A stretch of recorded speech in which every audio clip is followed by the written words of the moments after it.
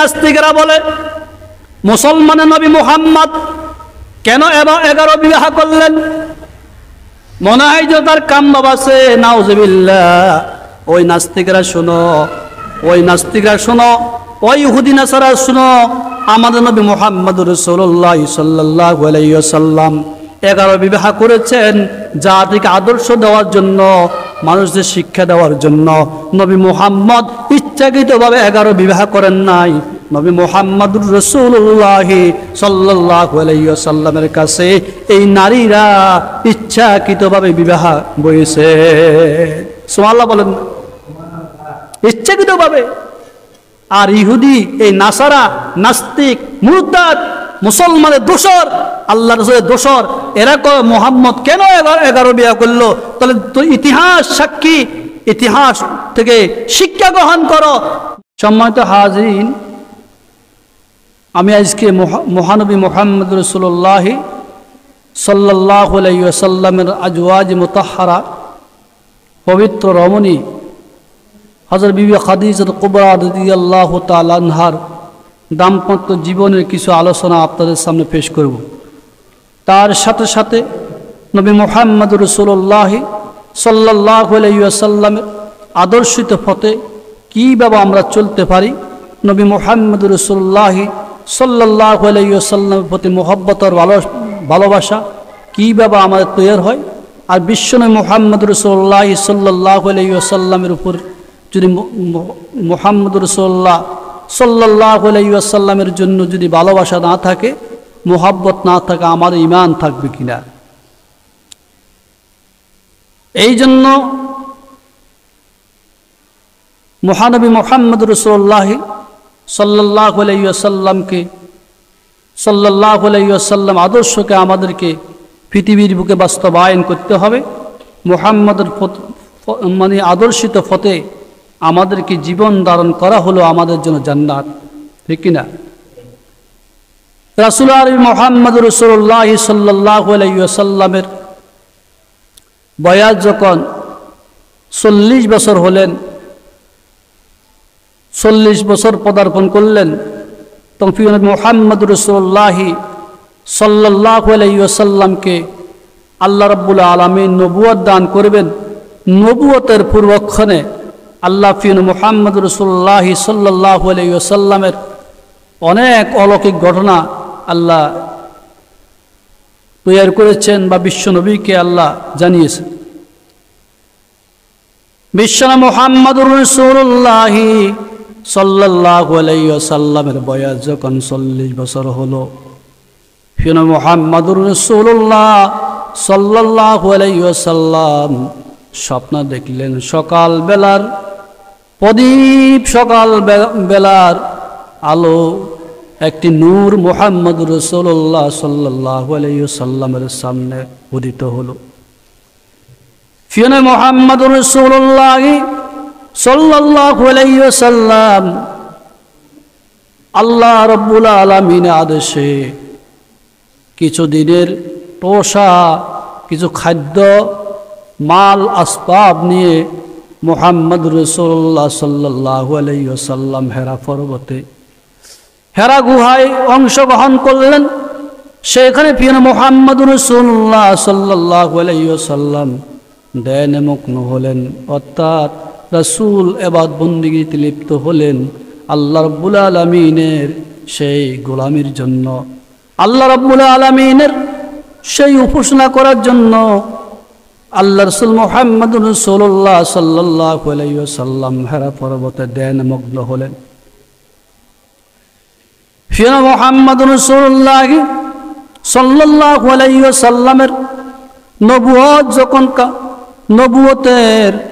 নবুয়ত দেওয়ার যখন নিকটবর্তী হলো, মুহাম্মদ রাসূলুল্লাহ সাল্লাল্লাহু আলাইহি ওয়াসাল্লামের কাছে ওই হেরা পর্বতে হযরত জিবরাইল আলাইহিস সালাতু আগমন করলেন।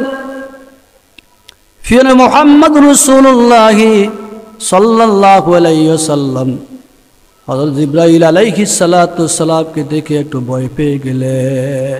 নির্জন রাসূল, নির্জনে সেখানে ধ্যানে মগ্ন, হঠাৎ যে একজন লোক, আগন্তুক একজন লোক মুহাম্মদুর রাসূলুল্লাহ সাল্লাল্লাহু আলাইহি ওয়াসাল্লামের কাছে আসার কারণে নবীতে একটু ভয় পাবে কি না? নবী তো মানুষ, মহামানব।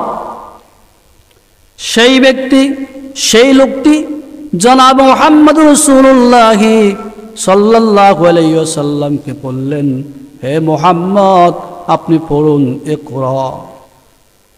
ইকরা পড়ুন।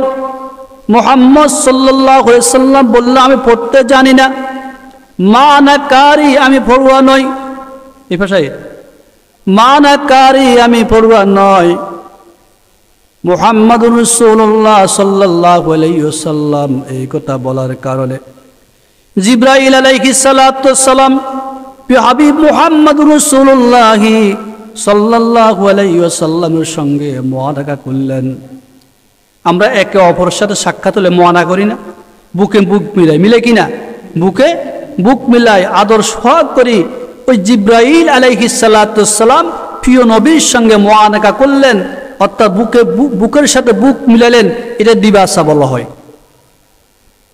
হযরত ইব্রাহিম আলাইহিস সালাতু ওয়াস সালামের গায়ে যত শক্তি আছে, সকল শক্তি দিয়ে মুহাম্মদুর রাসূলুল্লাহ সাল্লাল্লাহু আলাইহি ওয়াসাল্লামকে চিপ দিলেন। কেন চিপ দিলেন?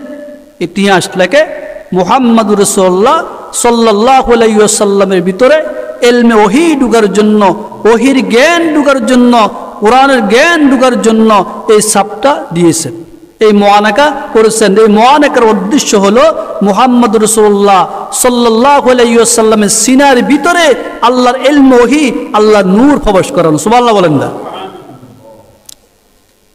প্রথমবার চিপ দিলেন, চাপ দিলেন, মুআনাকা করলেন। এরপরে বললেন মুহাম্মদ পড়ে ইকরা। মুহাম্মদ বললেন, মানাকারী, আমি পড়তে পারি না। হযরত ইব্রাহিম আলাইহিস সালাতু ওয়াস সালাম হাবিব মুহাম্মদুর রাসূলুল্লাহ সাল্লাল্লাহু আলাইহি ওয়াসাল্লাম দ্বিতীয়বার বুকের সাথে বুক মিলিয়ে একটি চাপ দিলেন, মুআনাকা করলেন। বিশ্বনবী খুব কষ্ট অনুভব করেন, ইলমে ওহীর কষ্ট, ঠিক না? ইলমে ওহী, আল্লাহু আকবার। সমগ্র পৃথিবীর আকাশ বাতাস গাছপালা, মানে সমস্ত মাকলুকাতকে যদি এক পাল্লায় দেওয়া হয়, আল্লাহর কোরআনকে যদি এক পাল্লায় রাখা হয়, কোরআনের এলেম, কোরআনের ভারসাম্য বেড়ে যাবে। সুবহানাল্লাহ বলেন না? ঠিক না? কোরআন হলো ভারী জিনিস, কোরআন হলো ইলমে ওহী, আর কোরআন হলো আল্লাহর প্রদত্ত কিতাব। কিতাব কিনা? ওই কোরআন যদি বহন করতে হয়, কোরআনের জ্ঞান যদি অর্জন করতে হয়, সেই ইলম অর্জন করার জন্য দক্ষ লাগবে কিনা? আহা, দেখছেন রাসূল আরবি মুহাম্মদুর রাসূলুল্লাহ সাল্লাল্লাহু আলাইহি ওয়াসাল্লামকে হযরত ইব্রাহিম আলাইহিস সালাতু ওয়াস সালাম দ্বিতীয়বার সাপ দিলেন।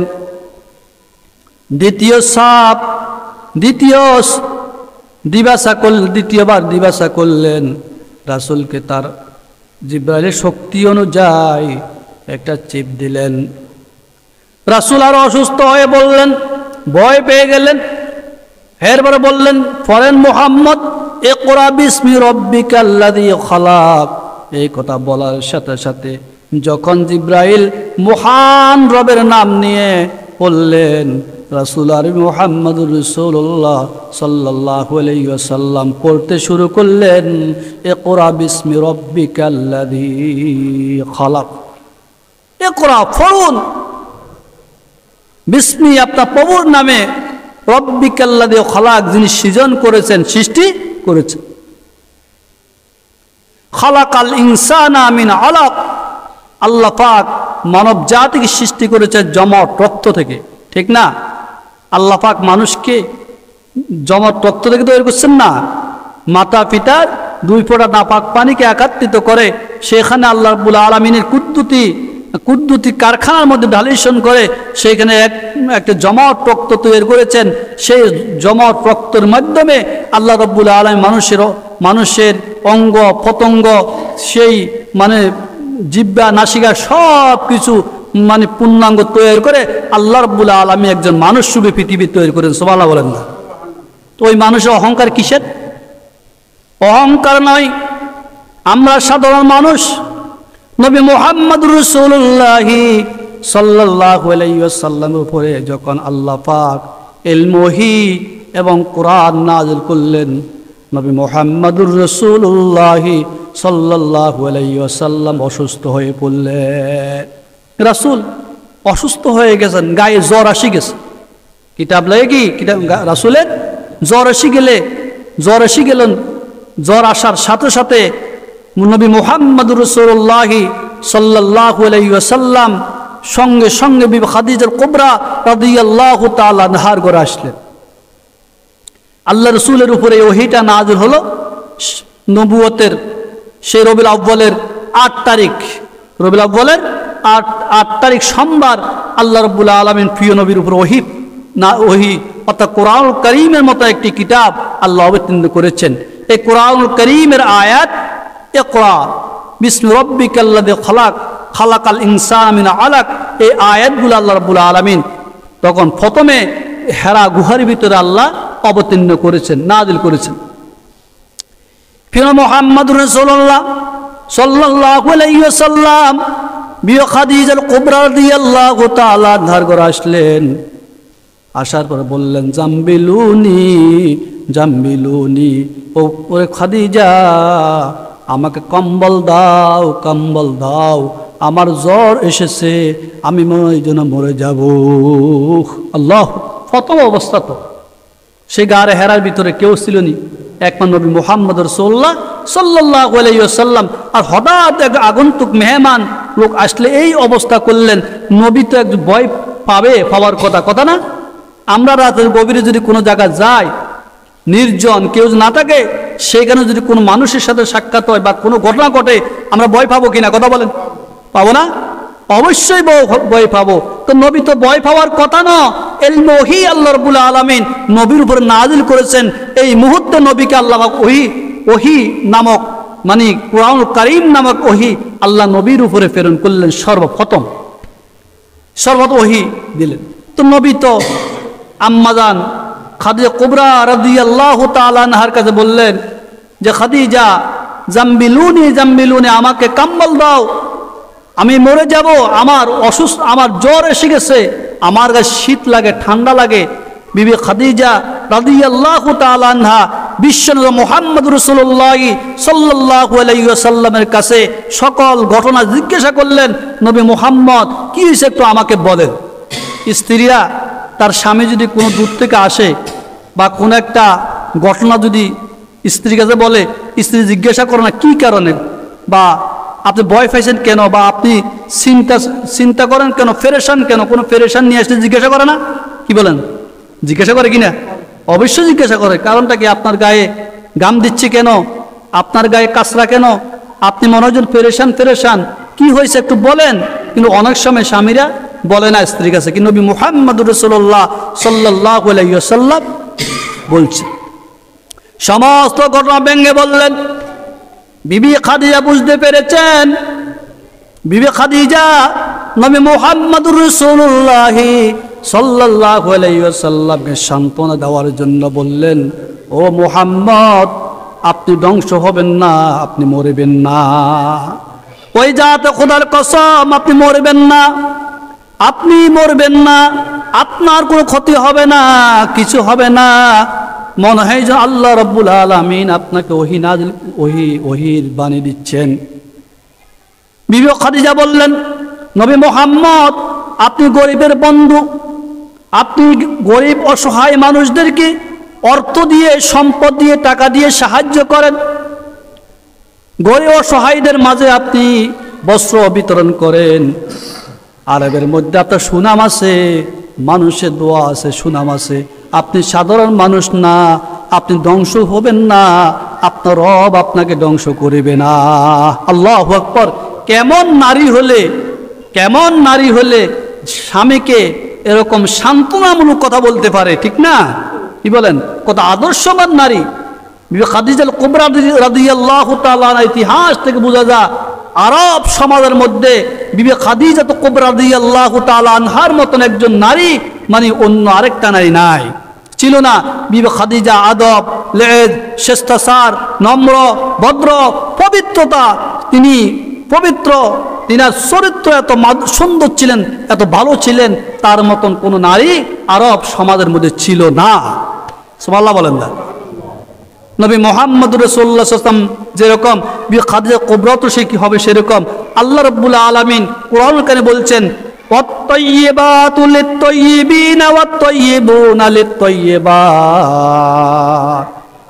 উত্তম নারীর জন্য উত্তম পুরুষের জন্য উত্তম নারী, আর উত্তম নারীর জন্য উত্তম পুরুষ। সুবহানাল্লাহ বলেন না।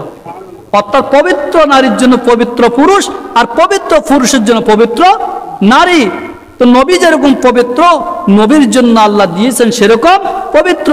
নবীদের স্ত্রীরা কোনো অন্যায়কারী হতে পারে না, ব্যভিচারী হতে পারে না, নাউজুবিল্লাহ, ঠিক না? অথচ আম্মা আয়েশা সিদ্দিকা রাদিয়াল্লাহু তাআলা আনহার বিরুদ্ধে মুনাফিকরা কি দিয়েছেন? মিথ্যা তহমত দিয়েছিলেন। দিয়েছেন কিনা? মিথ্যা তহমত দিয়েছেন, আম্মা আয়েশার বিরুদ্ধে কটূক্তি করেছেন, নবী মুহাম্মদের বিরুদ্ধে অন্যায়মূলক আচরণ করেছেন। বলেছেন নবী মুহাম্মদ মুসলমানের নবী কেন 11 বিবাহ করলো? নবী 11 বিবাহ কেন করলো? নবী 11 বিবাহ করতে পারে না। দেখছেন নবী কেন 11 বিবাহ করলো? নবী তো বিবাহ একটা করলে সারে। আরে ভাই, নবী 11 বিবাহ কেন করলেন? প্রত্যেকটি বিবাহের মধ্যে ইতিহাস আছে, আছে কি না? নবী মুহাম্মদ রাসূলুল্লাহ সাল্লাল্লাহু আলাইহি ওয়াসাল্লাম একা বিবাহ করেন নাই, ইচ্ছাকৃতভাবে করেন নাই। অনেক নারীরা মুহাম্মদুর রাসূলুল্লাহ সাল্লাল্লাহু আলাইহি ওয়াসাল্লামের কাছে বিবাহের প্রস্তাব দিয়েছেন, এই জন্য মুহাম্মদুর রাসূলুল্লাহ সাল্লাল্লাহু আলাইহি ওয়াসাল্লাম বিবাহ করেছেন, ঠিক না? অনেকে মুহাম্মদুর রাসূলুল্লাহর কাছে তাদের কন্যাদেরকে বিবাহ দিয়েছেন, এই জন্য তিনি বিবাহ করেছেন। সুবহানাল্লাহ বলেন না। প্রত্যেকটি নারী চেয়েছেন মুহাম্মদুর রাসূলুল্লাহ সাল্লাল্লাহু আলাইহি ওয়াসাল্লামের সেই আদর্শিত পথের প্রতীক হওয়া নবী মুহাম্মদকে নিজের স্বামী এবং তৈরি করা, দুনিয়া আখিরাতে মুক্তি পাওয়ার জন্য। সুবহানাল্লাহ বলেন না। বিবি খাদিজা কুবরা রাদিয়াল্লাহু তাআলা না বললেন, ওগো নবী মুহাম্মদ, আপনি কি বলবেন? চিন্তা করবেন না, চিন্তা করবেন না, আপনি ধ্বংস হবেন না। নবী মুহাম্মদুর রাসূলুল্লাহ সাল্লাল্লাহু আলাইহি ওয়াসাল্লামের কে বিবি খাদিজা কুবরার একজন স্বাস্থ্য ভাই ছিল ওরাকে নওয়াফেল। ওরাকে ইবনে নওয়াফেল, তিনি ইনজিল, তিনি তাওরাত ইনজিলের পাদ্রী ছিল। কি ছিলেন? একটু কথা শুনবেন, ইতিহাস শুনেন। বিবি খাদিজা কুবরা রাদিয়াল্লাহু তাআলা আনহার সেই স্বাস্থ্য ভাই ওরাকে ইবনে নওয়াফেল, তিনি ছিলেন ইনজিল তাওরাতের পাদ্রী, অর্থাৎ ইনজিলের বড় আলেম ছিলেন, তাওরাতের বড় আলেম ছিলেন। উনি তাওরাত ইনজিলে মুহাম্মদ রাসূলুল্লাহ সাল্লাল্লাহু আলাইহি ওয়াসাল্লামের সমস্ত অবয়ব তিনি পেয়েছেন। আখির জামানা পয়গম্বর মানে কোন ধরনের হবে, চলন বলন কেমন হবে, আদর্শ কেমন হবে, নবীর দুনিয়াতে আসলে কি ঘটবে, সব কিছু ইনজিলের মধ্যে আছে, তাওরাতের মধ্যে আছে। সুবহানাল্লাহ বলেন না। মুখস্থ কোনো কথা নয়। বিবি খাদিজা যখন তার চাচাতো ভাই ওরাকা ইবনে নওয়াফেলের কাছে বললেন, ওরাকা ইবনে নওয়াফেল সমস্ত ঘটনা শুনে বললেন, হে খাদিজা শুনো, এই লোক তো সেই লোক যেই লোকটি হযরতে মূসা আলাইহিস সালাতু সালামের আগমন করেছেন। তো জিবরাইল কি? আল্লাহর জিবরাইল ফেরেশতা, যেই ফেরেশতা হযরতে মূসা আলাইহিস সালাতু সালামের কাছে ওহী নিয়ে আগমন করেছেন, সেই ফেরেশতা নবী মুহাম্মদের কাছে আসলেন। তোমার স্বামী মুহাম্মদুর রাসূলুল্লাহ সাল্লাল্লাহু আলাইহি ওয়াসাল্লাম আখির জামানার পয়গম্বর হবে, শেষ জামানার নবী হবে। ওরে খাদিজা, আমার যদি হায়াত থাকে, আমি যদি বেঁচে থাকি, আমিও মুহাম্মদের হাতে কালিমা গ্রহণ করে মুসলমান হয়ে যাব। আল্লাহু আকবার বলেন না। কিছুদিন পরে ওরাকা ইবনে নওয়াফেল মৃত্যুবরণ করলেন। আল্লাহ রাসূল মুহাম্মদ রাসূলুল্লাহ সাল্লাল্লাহু আলাইহি ওয়াসাল্লাম একদিন স্বপ্ন যুগে সে ওরাকা ইবনে নওয়াফেলকে দেখলেন।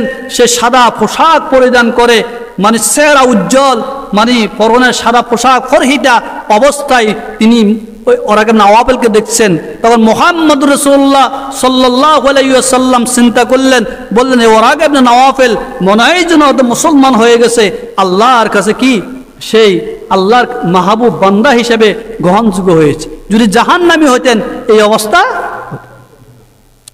এই বিবি খাদিজা কুবরা রাদিয়াল্লাহু তাআলা একজন সম্ভ্রান্ত নারী ছিল। নবী মুহাম্মদের সাথে সেই বিবি খাদিজার বিবাহ কিভাবে হলেন, দাম্পত্য জীবনের কাহিনী।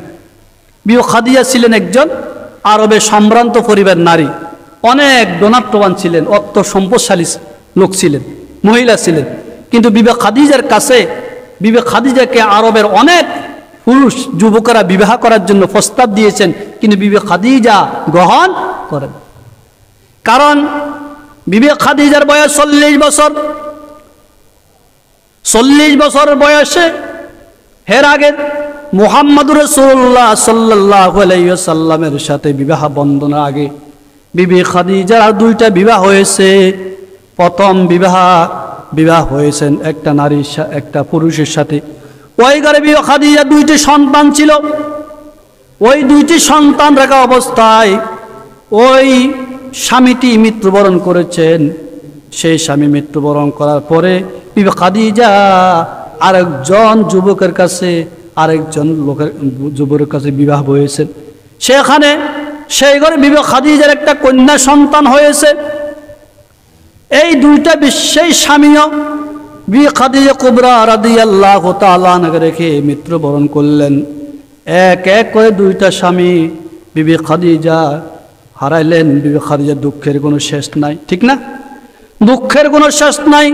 বিবি খাদিজা কুবরা রাদিয়াল্লাহু তাআলা আনহা আরব সমাজের মাঝে বৈধব্য জীবনযাপন করতে শুরু করলেন। বিধবা অবস্থায় বিবি খাদিজার কাছে এরপর অনেক যুবকে বিয়ের প্রস্তাব দিচ্ছে। কেন দিচ্ছে? বিবি খাদিজা আরবের মধ্যে অনেক মালদার ছিলেন, অর্থ সম্পদশালী ছিলেন, টাকা পয়সা মালিক ছিলেন। বিবি খাদিজা ছিলেন সৎ চরিত্র একজন নারী। আল্লাহু আকবার বলেন। কিন্তু বিবি খাদিজা কোনো পুরুষকে গ্রহণ করেন নাই। বিবি খাদিজা কুবরা রাদিয়াল্লাহু তাআলা আনহার সেই মনোভাব ছিল নবী মুহাম্মদুর রাসূলুল্লাহ সাল্লাল্লাহু আলাইহি ওয়াসাল্লাম প্রতি। কারণ আরবের মধ্যে একটা যুবক আছে, সম্ভ্রান্ত পরিবারের যুবক, কুরাইশ বংশের। সেই যুবকের চরিত্র তো সুন্দর, তার চলন বলন সুন্দর, তার আচার আচরণ সুন্দর, এবং তার সে বিশ্বস্ত একজন লোক, সে মুহাম্মদুর রাসূলুল্লাহ সাল্লাল্লাহু আলাইহি ওয়াসাল্লাম। তখনও তিনি নবুয়ত পান নাই। রাসূলের বয়স 24, বিবি খাদিজার বয়স 40। কত বছর? 40। বিবি খাদিজার বয়স 40, মুহাম্মদের বয়স 24। এখন বলেন তো দেখি, একজন 24 বছরের যুবক একটি 40 বছর নারী কি বিবাহ করতে পারে? আমাদের সমাজে, আমাদের রাষ্ট্রে করবে? বলেন তো, আপনার উপযুক্ত সন্তান 24 বছরের একটা সন্তানকে আপনি কি একটা বিধবা নারী বিবাহ করাবেন? কথা বলেন, কথার উত্তর দিবেন। আপনার উপযুক্ত সন্তান বয়স 24, বয়স 25, আর ওই নারীর বয়স 40 বছর একজন নারী, আর এক এক করে 2টা বিবাহ হয়েছে ওই নারীর। ওই নারীকে কি আপনার 24 বছর ছেলেকে বিবাহ করাবেন? করাবেন না। অথচ বিবি মুহাম্মদুর রাসূলুল্লাহ সাল্লাল্লাহু আলাইহি ওয়াসাল্লাম ছিলেন আরবের মধ্যে সম্ভ্রান্ত পরিবারের একটা যুবক। আল্লাহ রসুলের দাদা আব্দুল মুতাল্লিব, চাচা আবু তালেব, তারা আরবের মধ্যে সম্ভ্রান্ত পরিবার ছিলেন, এবং তাদের চলন বলন আদর্শ হয়েছিলেন, আর তারা আরবের নেতৃত্ব দিতেন। এমন লোক ছিলেন। আল্লাহু আকবার। আর আমাদের দেশের কিছু নাস্তিক মুরতাদরা মুহাম্মদুর রাসূলুল্লাহ সাল্লাল্লাহু আলাইহি ওয়াসাল্লামের বিরুদ্ধে অপবাদ দিচ্ছে কিনা? অপবাদ দেয়। কি অপবাদ? মুহাম্মদুর রাসূলুল্লাহ মুসলমানদের নবী কেন 11 বিবাহ করলেন? 1। 2 নম্বর, মুসলমানদের নবী কেন নাবালিকা নারী বিবাহ করলেন? আল্লাহ রসুলের 11 জন স্ত্রীর মধ্যে সবচেয়ে কম বয়স্কা স্ত্রী ছিলেন আম্মা আয়েশা সিদ্দিকা রাদিয়াল্লাহু তাআলা আনহা। সুবহানাল্লাহ বলেন। আম্মাজান আয়েশা সিদ্দিকা রাদিয়াল্লাহু তাআলা আনহা যেই সময় মালাসারি খেলে, ছোট, এমন কোনো জ্ঞান আসে নাই, ওই সময় হযরতে আবু বকর রাদিয়াল্লাহু তাআলা আনহু নবী মুহাম্মদুর রাসূলুল্লাহ সাল্লাল্লাহু আলাইহি ওয়াসাল্লামের হাতে আম্মা আয়েশা সিদ্দিকা রাদিয়াল্লাহু তাআলা আনহা অর্পণ করেছেন। সুবহানাল্লাহ বলেন। তো নবী কি ইচ্ছাকৃতভাবে বিয়ে করছেন বলেন? তো এই নাস্তিকরা বলে মুসলমানের নবী মুহাম্মদ কেন 11 বিবাহ করলেন? মনে হয় যে তার কাম বাবা আছে, নাউজুবিল্লাহ।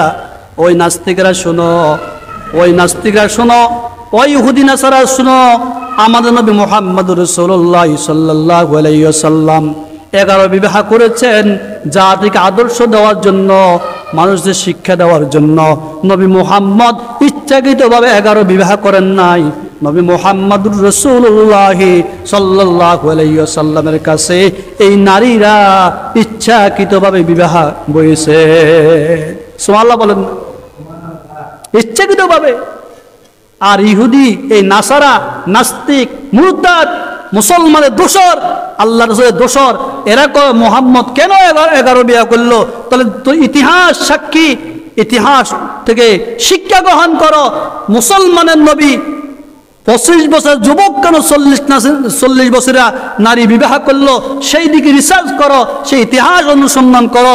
কোন যুবক কি এইভাবে কামবাব থাকলে 40 বছর নারী কেন বিবাহ করলেন? তাহলে বোঝা গেছে নবী মুহাম্মদ রাসূলুল্লাহ সাল্লাল্লাহু আলাইহি ওয়াসাল্লাম ইচ্ছাকৃত বিবাহ করেন নাই। বিবি খাদিজাতুল কুবরা নবী মুহাম্মদ রাসূলুল্লাহ সাল্লাল্লাহু আলাইহি ওয়াসাল্লামের কাছে বিবাহ বলেছে। আজকে পৃথিবীর মানচিত্রে সেই ভারতবর্ষের একজন নাস্তিক, ইহুদি, হিন্দু ফরিদ নবী মুহাম্মদ রাসূলুল্লাহ সাল্লাল্লাহু আলাইহি ওয়াসাল্লামের বিরুদ্ধে কটূক্তি করেছেন। আপনার পেপার পত্রে দেখেন নাই? খবরে শুনছেন কিনা কথা বলেন। এই কটূক্তিকে নিয়ে সারা বাংলাদেশ, সারা পৃথিবীতে মিছিল হয়েছে। সারা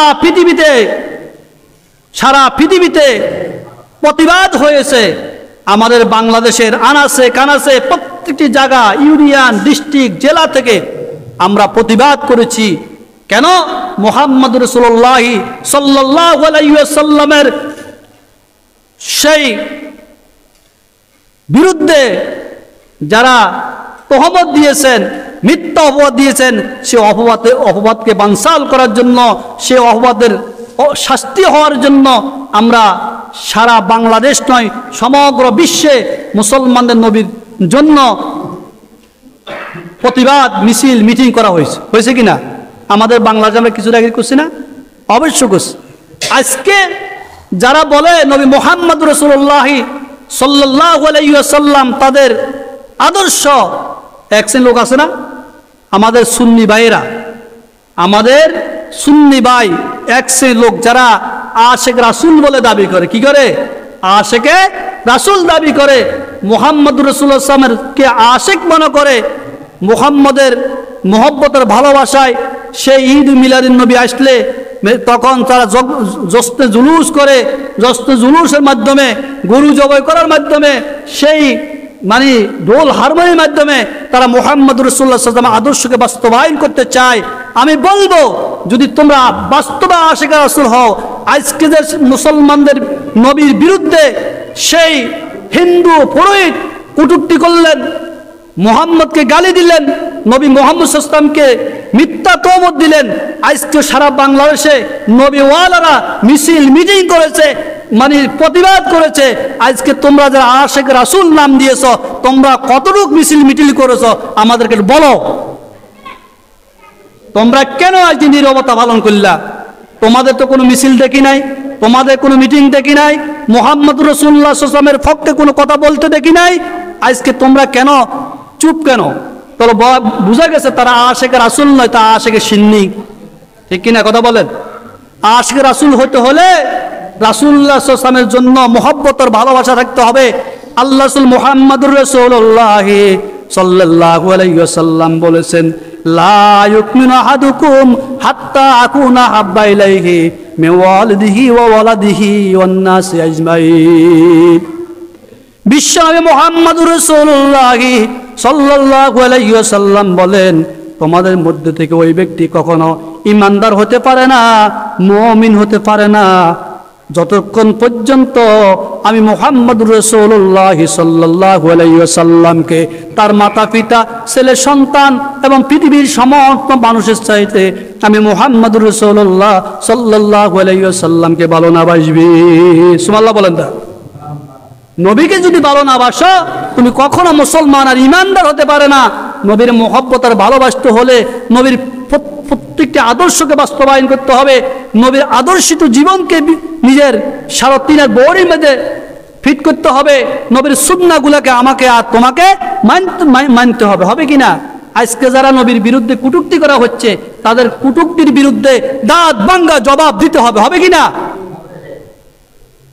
আমরা তো দাঁত ভাঙ্গা জবাব দিতে পারি নাই। আমাদের দেশের একজন আলেম, একজন সুন্নি আলেম, আমার সুন্নি ভাই মুহাম্মদুর রাসূলুল্লাহ সাল্লাল্লাহু আলাইহি ওয়াসাল্লামকে আমাদের একজন দ্বীনী ভাই ও প্রখ্যাত আলেমিন শায়েখ আহমদুল্লাহ বলছিলেন, ওনাকে প্রশ্ন করছেন যে মুহাম্মদ রাসূলুল্লাহ কি জন্মের আগে নবী ছিলেন না 40 বছর নবুয়ত পেয়েছেন? তো উনি বলেছেন কোরআন ও হাদিসের দলিল দিয়ে যে মুহাম্মদুর রাসূলুল্লাহ সাল্লাল্লাহু আলাইহি ওয়াসাল্লাম 40 বছরের নবুয়ত পেয়েছেন। 40 বছর আল্লাহ পাক নবীকে মহা গ্রন্থ আল কোরআন দিয়েছেন। এই কথা বলছেন কেন?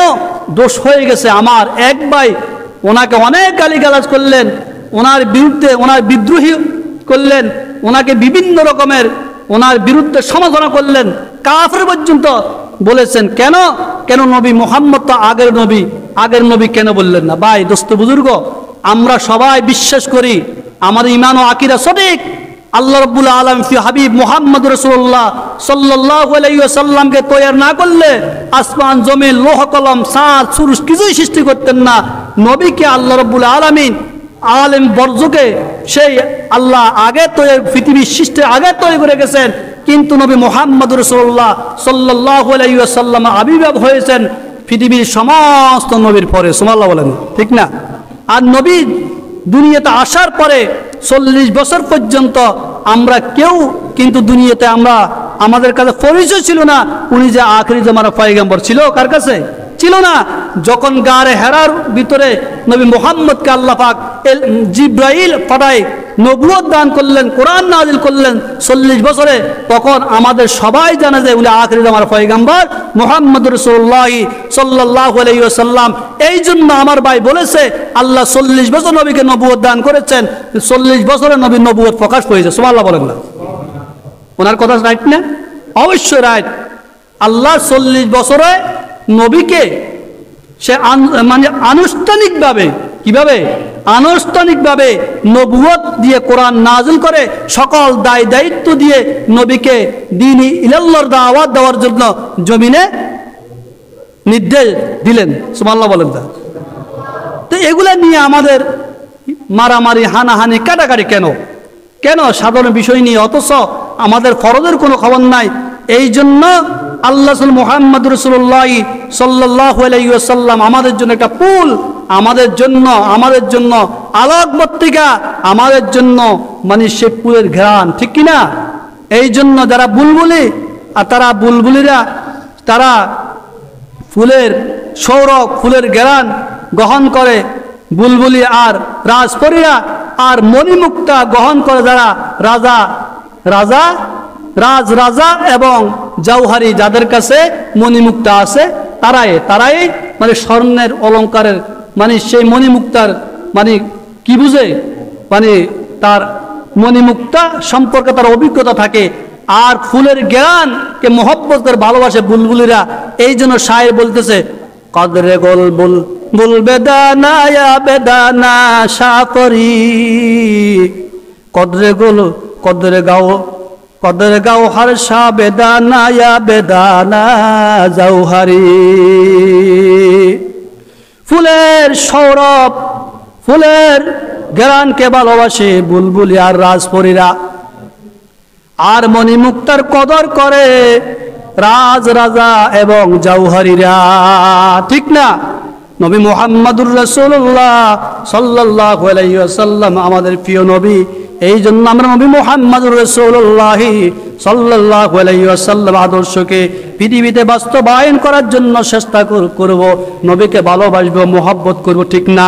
নবী মুহাম্মদকে যদি ভালো না বাসি, নবী মুহাম্মদের আদর্শ যদি না মানি, নবী মুহাম্মদের আদর্শ গ্রহণ না করলে মুসলমান হওয়া আমাদের জন্য লাভ হবে না, কবরে হাসরে আমাদের কোনো ফায়দা হবে না।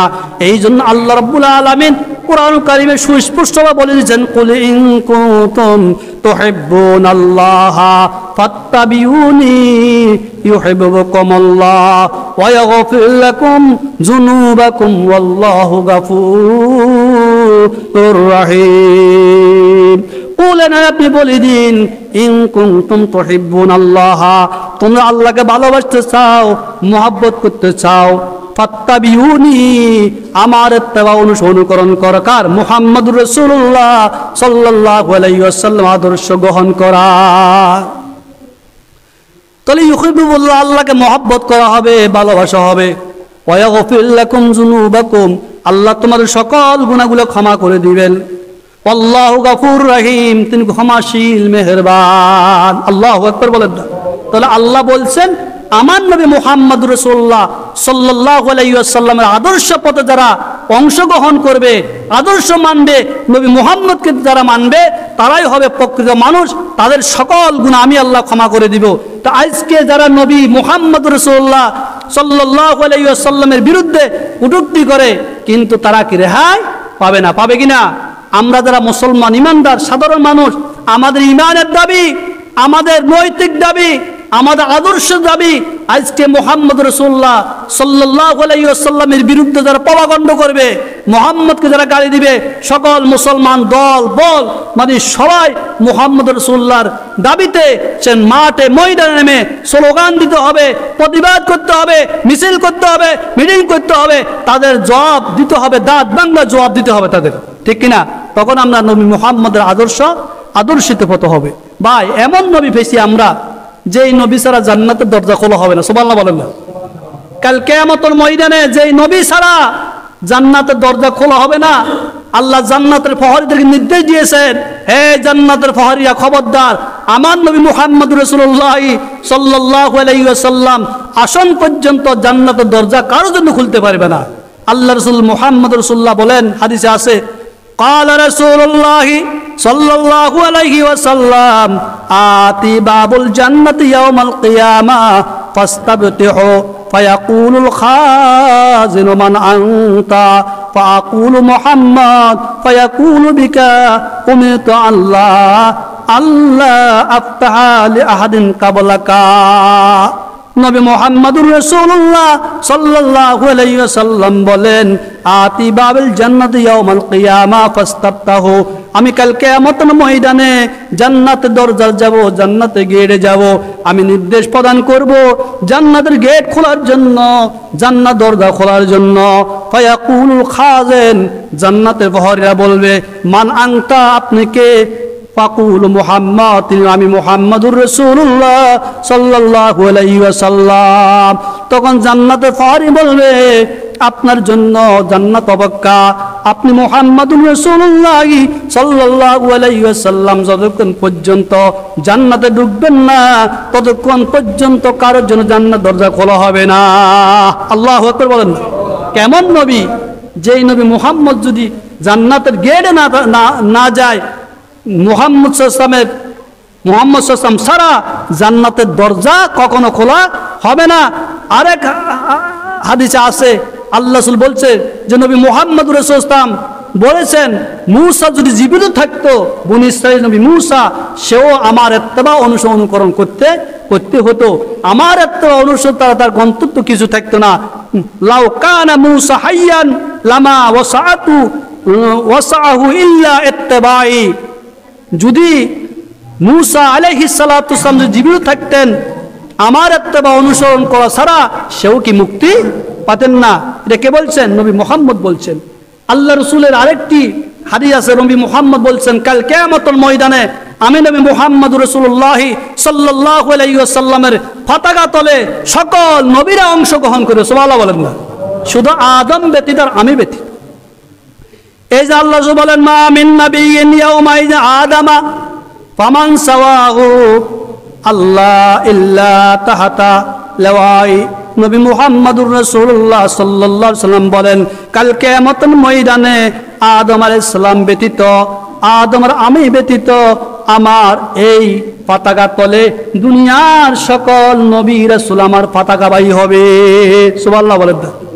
কি নবী আমাদেরকে আল্লাহ দিয়েছেন, কোন নবীর নেতা আল্লাহ আমাদেরকে বানাইছেন। আল্লাহ রাসূল মুহাম্মদ সাল্লাল্লাহু বলছেন, আমি তো কোরআন কিতাব জানতাম না, কিন্তু আল্লাহ আমাদেরকে কোরআনের মতন একটা দৌলত নূর আল্লাহ আমাদেরকে দান করেছেন। মা কুনতা তাদরি মাল কিতাব ওয়ালাল ঈমান ওয়ালাকিন জাআলনাহু নূরান।